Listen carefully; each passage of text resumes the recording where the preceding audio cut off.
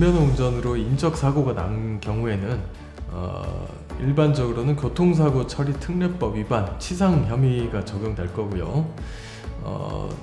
피해자와의 합의는 그 모든 형사사건에 있어서 가장 중요한 감형 요소로 작용합니다.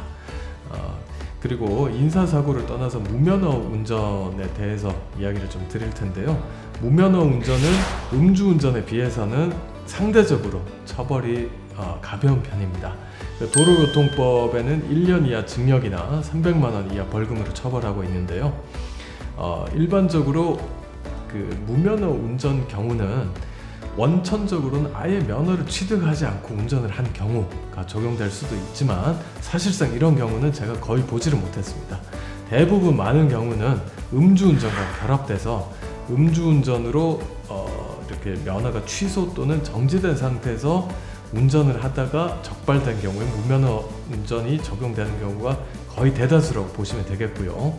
그래서 이제 경우에 따라서는 음주운전 처벌 전력도 많으신 분들 중에 무면허 운전은 처벌 약해라고 하면서 어떤 필요에 의해서 그냥 좀 방심을 하면서 하다가 적발되는 경우가 많은데요. 무면허 운전은 다른 음주운전이나 등등을 다 제외하고서 무면허 운전에만 한정하면 2회나 3회 정도까지는 그래도 벌금형이 나오거나 집행유예로 끝날 수가 있지만 무면허 운전은 체감상 4회 정도를 넘어가게 되면 그 자체로 징역형이 선고될 가능성이 매우 높습니다. 그래서 특히 많이 하는 실수가 음주운전 이진아웃으로 징역형의 집행유예를 선고받았다가 그 집행유예 기간 중에 무면허 운전을 하는 경우가 생각보다 많은데요. 이 경우에는 무면허 운전 자체는 초범이라고 하더라도 징역형이 선고될 수 있으니 각별히 유의가 필요합니다. 그리고 무면허 운전 경우는 대부분 어떤 직업적인 일과 관련돼서 운전이 필수적인 분들이 하는 경우가 많은데요. 제가 진행했던 사건들 중에는 무면허 운전 단독으로 7회, 8회, 6회 이 정도 하신 분들도 제법 많았었고요. 아까 이야기 나왔지만 한 4회 이상부터는 무면허 운전 단독으로도 징역형 가능성이 굉장히 높아지기 때문에 처벌 수위가 음주운전에 비해서 상대적으로 약하다고 해서 방심할 사건은 절대 아니라는 점을 반드시 유념을 하셔야겠습니다.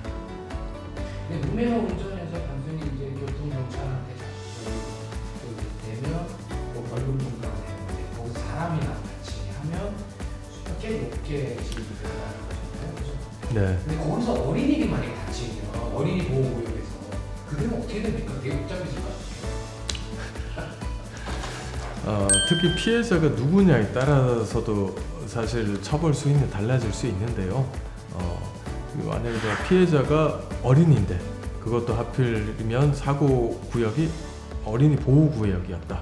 그러면 처벌은 몇 배 이상 더 높아질 수밖에 없습니다. 그리고 피해자가 성인인 경우에는 사실상 아주 큰 심각한 사고가 아니라면 상대적으로 경미한 사고라고 한다면은 합의 보는 것도 상대적으로는 좀 쉬운 편이지만 피해자가 어린이라고 한다면 합의도 그 보호자인 부모님과 봐야 될 거고요.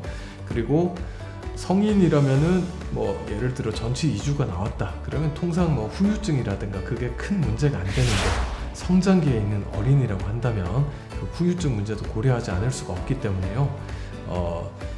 그 피해자가 어린이 또는 미성년자라고 한다면은 합의 보는 것도 그렇게 간단한 문제는 아니기 때문에 변호인의 조력을 받아서 좀 같이 해결책을 모색하는 것이 좀 현명한 방법일 것 같습니다.